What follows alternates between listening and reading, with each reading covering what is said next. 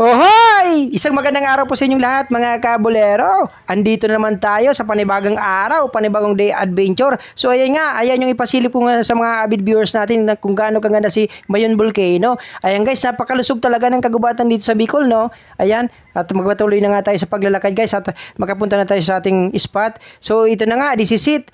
Nasilip nyo na guys kung gaano kaganda talaga, oh. Ang ganda-ganda, di ba? Ayun nga guys, magpipishing na tayo dito sa lugar na ito. Sana makahuli tayo guys ng marami para pag-uwi namin, marami kayong madalang pang-ulam sa bahay. So, kasama ko nga pala dito guys, yung isa nating kaibigan na si King Pete.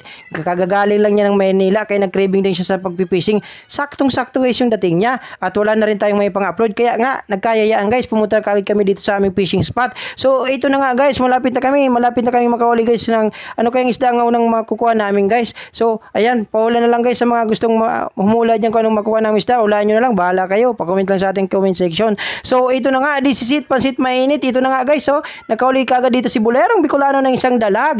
Ang tawag niyan dito guys, salbay is aruan. Kapag kaganyang size na aruan na, kapag ka maliit pa, bibidalag ang tawag doon. Ang tawag nila is, tawag nito urogbon. And sa kamso naman guys, ang tawag niyan is talusog. So ito na naman guys, mayroon naman yatang papanduin si Kabulero kasi mayroon naman humatak sa ating fishing line. Ang gamit ko pala dito guys, yung mumurahin lang na galing China. Kahit kalaban pala natin yung China, nakakatulong din naman yung mga pinaggagawa nilang mga produkto. Pero yan, one time lang yan guys kasi madaling masira yan. So ito na naman guys, this is it, pasit mainit. Nakakuha naman dito si King Pete naman guys ang nakakuha ng isang dalag. So ayun nga, tuwang-tuwa kami dyan guys. May pakaway-kaway ipik pa nga siya kasi kala niya sa sarili niya, artista na siya. Pero totoo guys, para na rin daw siyang artista dito sa Bulerong Bicolano. Ayan, sa mga gusto dyan sumama sa aming mga fishing adventure, i-PM nyo si Bulerong Bicolano at handa ko yung isama sa ating mga fishing spot. At hindi kayo masisiro guys, sigurado pag uwi nyo may madadala kayong pang-ulam at hindi kayo mapapagalitan ng inyong mga asawa. So ito na nga guys, tinatanggal ko na guys yung pamiwas para at least makatapon naman at para may mapandaw naman tayo at mayroon tayong mahuli na naman. So ito na nga guys, hindi ko na siya pinakawalan, inayos ko yung pagkakahawak sa kanya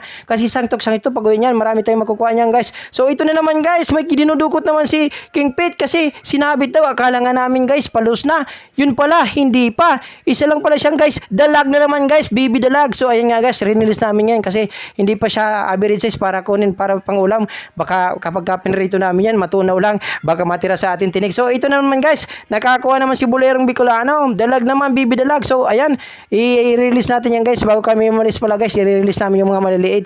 Pero yung iba guys na medyo may tama na yung kanyang hasang, hindi na natin yan i-release. Pagtsatsagaan na natin guys, pagka natin sa pusa, saktong-sakto, mabubusog naman yung mga pusa natin yan sa maliliit na yan.